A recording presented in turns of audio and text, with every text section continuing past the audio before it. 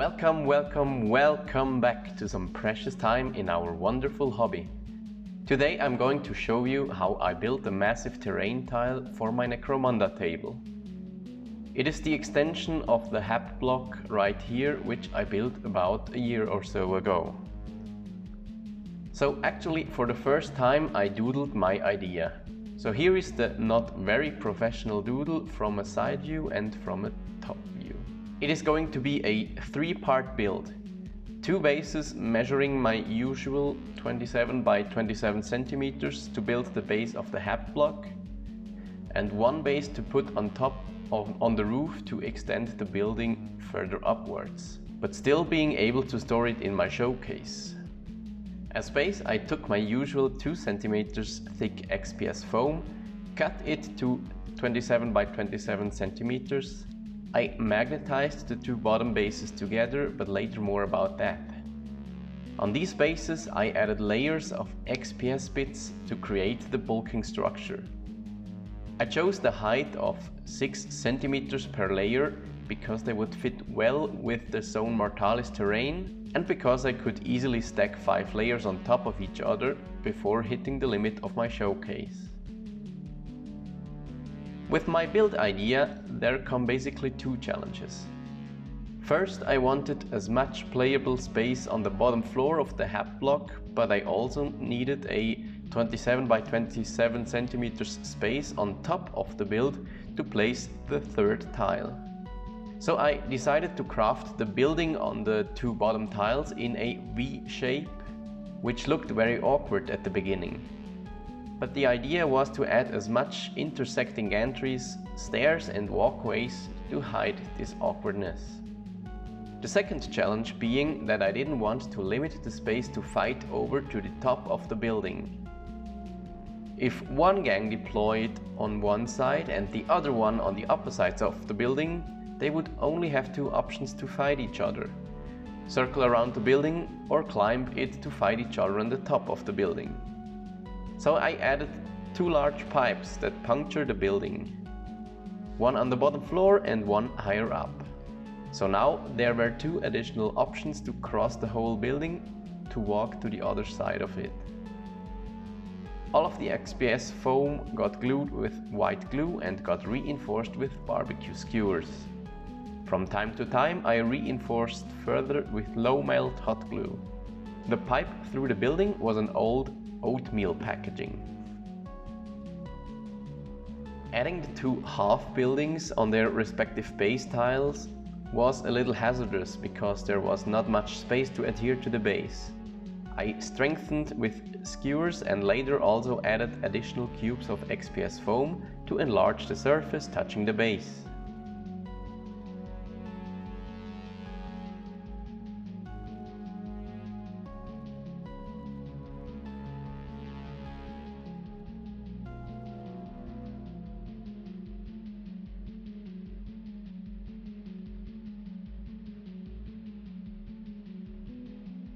One of the buildings didn't sit quite straight on the base. To enforce that right angle, I added some putty paste to put the building onto.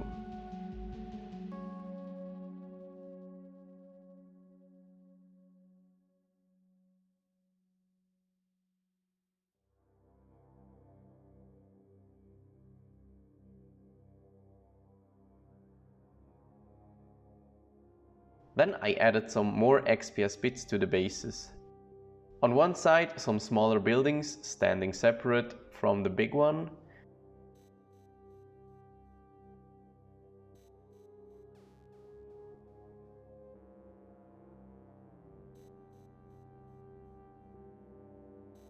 And on the second one a towering structure of haphazard underhive flats, as I call them.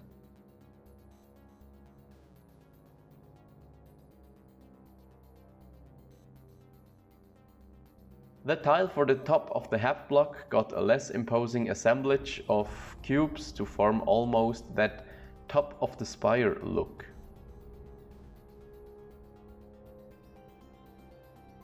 Here you see the overview of the building phase.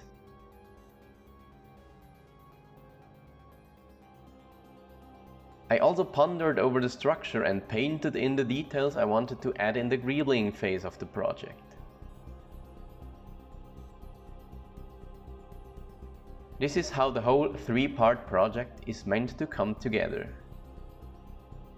I then covered the whole project with black gesso to protect the volatile foam surfaces. This way I could later stick things on with superglue and spray paint the building with rattle cans without having to worry about it melting away.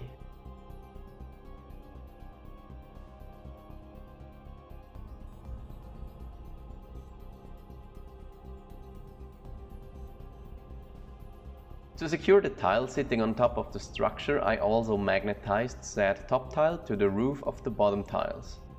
The advantage of magnetizing foam builds is that you can easily align the two magnets.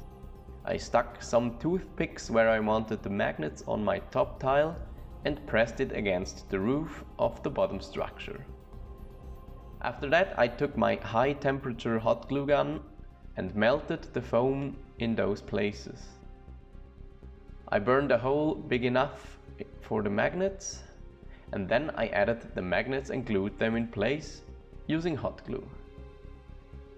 The disadvantage of using foam as foundation is that you have to be careful when selecting the correct glue and also when gluing.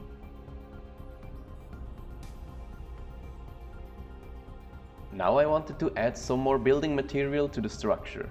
I did so using different wood bits. I used barbecue skewers, cocktail sticks and toothpicks to build different palisade towers, platforms, walkways and ladders.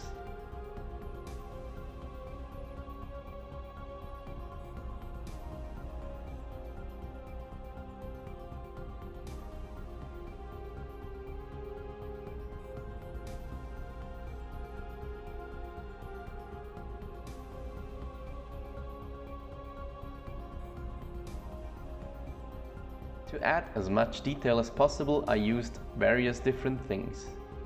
To build big windows, I used the remains of punch-out boards for board games where cardboard markers were shipped. Just cut out the shapes you want. I then filled the mainly rectangular shapes with granny grading, aka plastic mesh. A lot of other materials and bits then got used. A lot of trash bits like lids, roundish shapes or tubish shapes that I don't even know where I have them from, but also drinking straws were used. Lastly, I also 3D printed a lot of bits that I think make the whole thing look like a Hab block in the end. Make it look lived in. Namely, these were doors, windows, but also stairs, air filters, ACs, boilers, a billboard, lamps, electricity poles, planters, and I'm sure even more that I forgot right now. I will link all the creators of the 3D files I can still remember in the video description. For the various ladders, I used different things. Some, as said before, were made from skewers and toothpicks. Others were made from plastic fences cut to the perfect size. Others were made from chicken wire and even more from a graded plastic basket. This stairwell was reinforced with sprue leftovers so that it doesn't look like it is floating in the air. A big thing was thinking about playability. So where your guys can stand and how you reach the upper levels.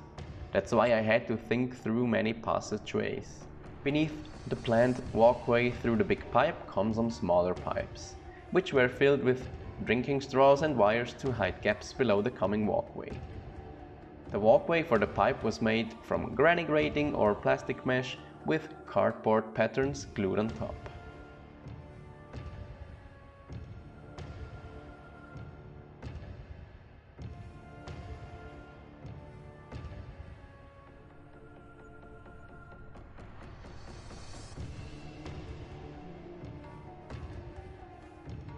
Some stairs were also reinforced with the same piping that was added in the big pipe, just so that the stairs don't give the illusion of just floating around. The walkways for the whole outside of the structure were made from a cardboard drywall tape sandwich. Cardboard on the bottom, drywall tape in the middle, and to top it off, cardboard with cut out patterns. These were then added to the various levels of the block, connected with ladders and stairs, reinforced with skewers below them, and given bulk with some added cladding. This gives the illusion of the walkways being much more solid than they actually are.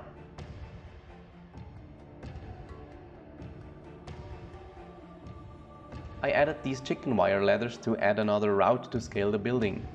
I hoped to be able to give them the look of rope ladders, but that was an attempt that failed, in my opinion.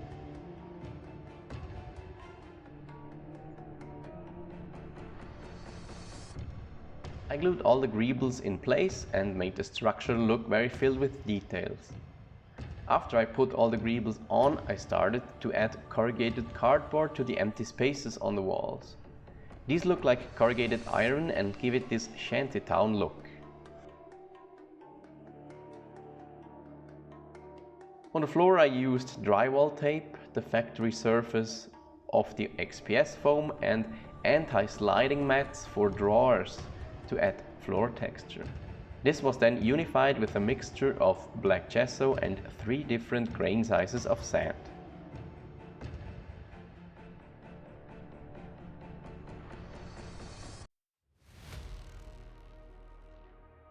Here you can see the greeble structure from the top tile.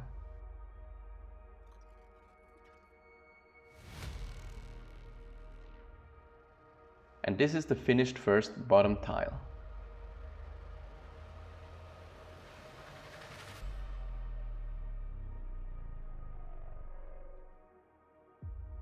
Finally, the second bottom tile was made in the exact same fashion, which I won't show again in detail. But here is the finished second bottom tile, all greebled up and ready for painting. Here you have a quick walkthrough through the greebled up thing. I always find these shots interesting, as to see what materials were used before they get covered up by the primer. So here you see the very colorful mix and match of materials that were used. Cardboard, corrugated cardboard, skewers, plastic mesh, plastic bits from trash, 3D printed bits, straws, sewage pipes, chicken wire, more wood bits, balsa wood, drywall tapes, lid, and for texture some texture paste and sand mixed with gesso. That might just be the whole dealio. Enjoy the view, as it will soon be covered in paint.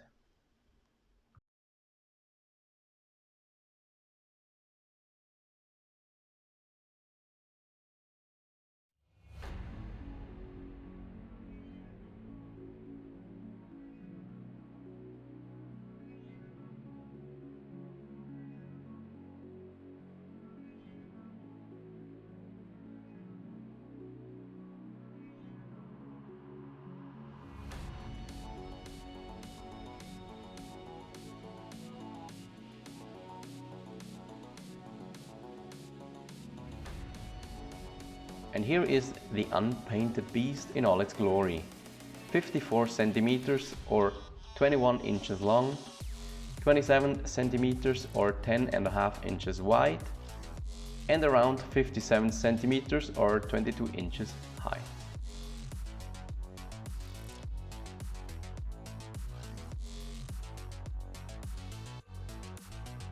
The whole thing got hit with a rattle can with light grey primer.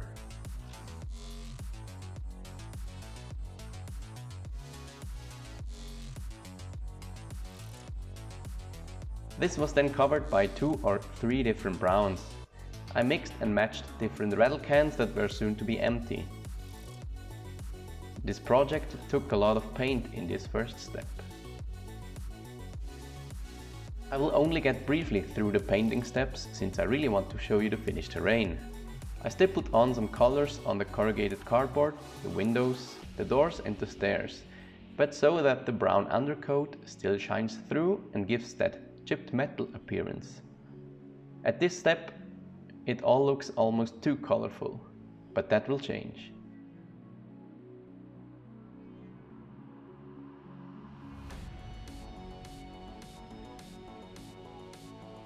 With the airbrush I gave the walkways some lighter shades of brown. Recently I really do not enjoy airbrushing since the airbrush seems to hate me.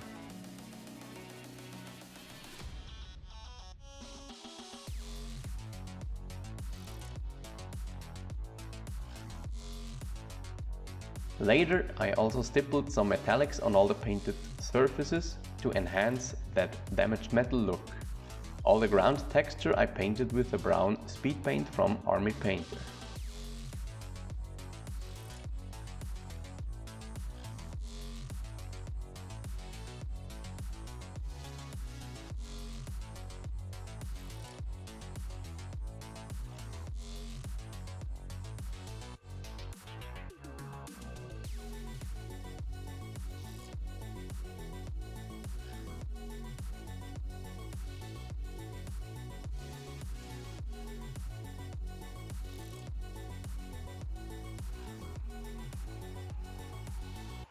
Then it was time for a wash. I mixed some oil colors with a lot of thinner and drowned the whole project in the wash. This darkened every nook and cranny and toned down all these joyful colors that didn't seem to fit the underhive anyway.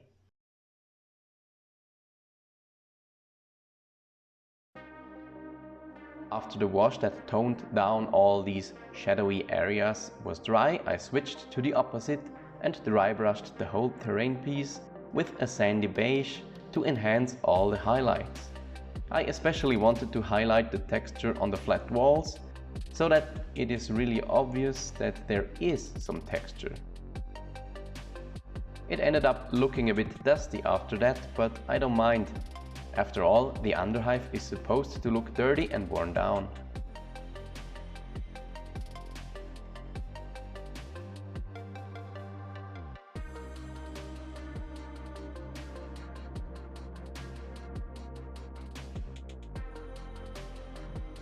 The last step after everything was painted, adding some printed details like these hazard stripes and some propaganda posters. This was the first time I worked with adding posters, and I have to say they go a long way. They really pop some extra spice onto the terrain. Shout out to Underhive Art who made all the posters. I will link the creator in the description so you can check them out.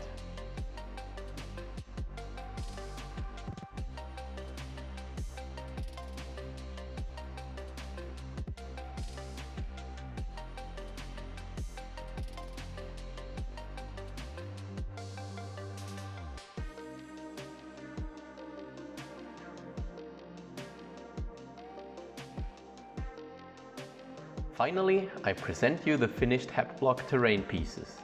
I am so glad that I can finally show them to you. This project was a lot of fun, but it was a pretty huge thing. I got to a point where I just wanted it to be finished. It would be interesting to know how long it took to make this one, but I didn't measure the time. A rough estimate would be around 30 to 40 hours.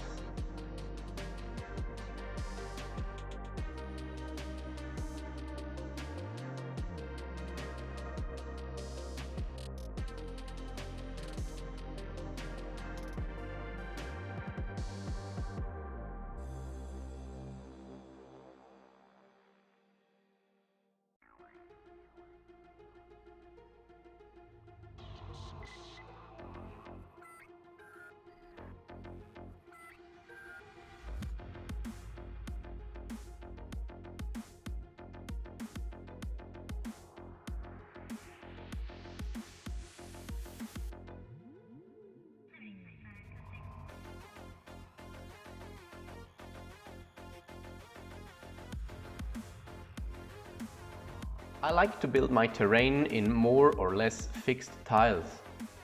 That way I can add more detail and tell a story with the build itself. But that doesn't mean that it is not modular. With these 3 tiles and my 4th Hab Block tile that I made a year ago, I can build a big variety of table layouts. One of these is with a bit of surrounding space, perfectly fine for a 2-player match.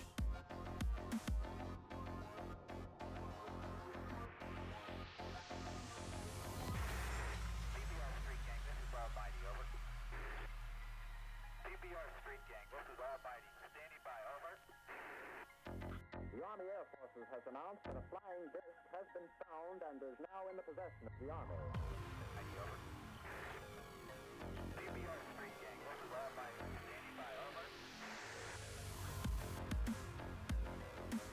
For an estimation of scale, I will add some minis to the next shot.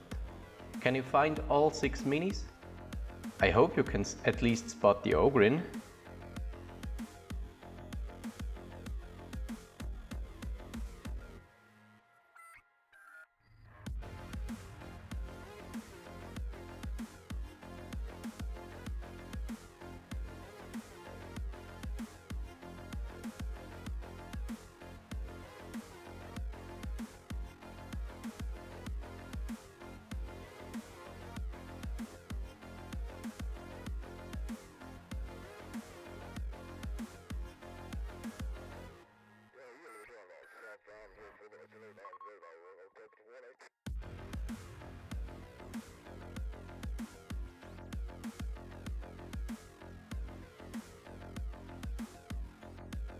I couldn't even wait to finish the project to test play it.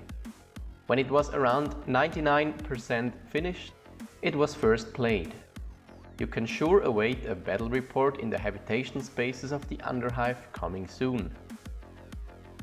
And now I really thank you for watching. If you made it that far and liked the content, consider liking, commenting and subscribing. It would make my day. Bye for now, and I'll see you at the coming battle report.